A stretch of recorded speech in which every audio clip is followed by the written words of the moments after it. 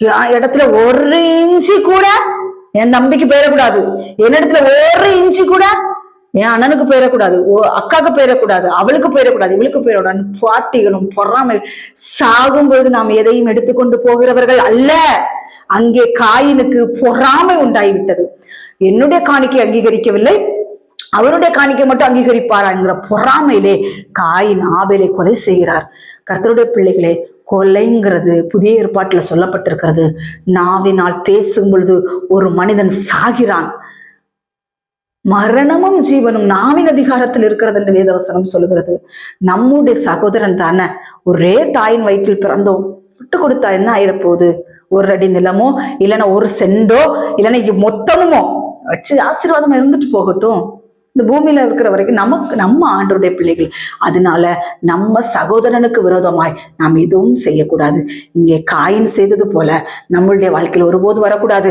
அப்படி ஒருவேளை நீங்கள் செய்திருப்பீர்கள் என்றால் இந்த நாட்களில் தேவனிடத்தில் மண்டியிடுங்கள். ஆண்டவரே, என் சகோதரனுக்கு விரோதமாய் நான் பேசிவிட்டேன், என்னை மன்னித்தருளும் ஆண்டவரே, என்னை மன்னித்தருளும் ஆண்டவரின் நாட்கள் நீங்கள் கேட்பீர்கள் என்றால் நிச்சயமாய் உங்களுக்கு கர்த்தர் இந்த சாபத்தை முறிக்க போகிறார்.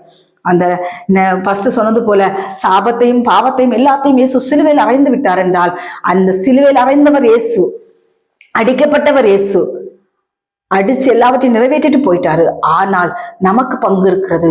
நம்ம இந்த பூமியிலே கொத்தி எரு போட்டு அதை நமக்கு மற்ற களைகள் எல்லாம் புட்டிங்கி தூர எறிஞ்சு போட்டு நம்ம என்ன செய்யணும்?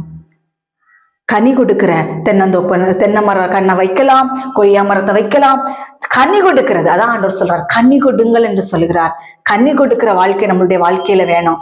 இந்த பூமியில அழிந்து போகிற இந்த பொக்கிஷத்துக்காக நாம் போராடக்கூடாது. அழிந்து போயிருக்கிறதுடைய பிள்ளைகளோ, ஒரு நிலநடுக்கமோ ஒரு சுனாமியோ ஏதோ ஒரு இயற்கை சீற்றங்கள் வந்துச்சுன்னா, நீங்க வச்சிருக்கிறீங்களா ஒரு செண்டு என் பங்கு அவன் எடுத்துட்டாங்கிற ஒரு, அதான் கர்த்தருடைய பிள்ளைகளே, கேஸ் போடுறது.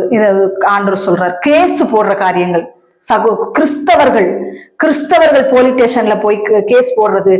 ஆனா ஆண்டவர் சொல்றாரு, உனக்கு வழக்குண்டானா நீ ஏன் புரஜா மத்தவங்கள்ட்ட போற? அந்த வழக்கம் உனக்கே தீர்க்க முடியாதது என்னன்னு கொரிந்தியர்கள் ஆண்டவர் கேட்கிறாரு. அதனால கர்த்தருடைய பிள்ளைகளை டேஷன் யார் எத்தனை லட்சம் கொண்டு செலவு பண்ணிட்டு இருக்கிறீர்கள்? விட்டுருங்க. ஒரு அடி நிலம் தானே, ஒரு செண்டு தானே, விட்டுருங்க. இதெல்லாம் அழிந்து போகிற பொக்கிஷங்கள், அழியாத பொக்கிஷமாயிருக்கிற அலங்கரிப்பு நமக்கு பரலோகத்துல வைக்கப்பட்டிருக்கிறது. அதனால பரலோகத்துல பொக்கிஷங்களை சேருங்க. அவ 10,000 ரூபாய்க்கு பட்டு சேலை எடுத்துட்டா நான் 20,000 ரூபாய்க்கு பட்டு சேலை எடுக்கணும்னு துணியாதீங்க.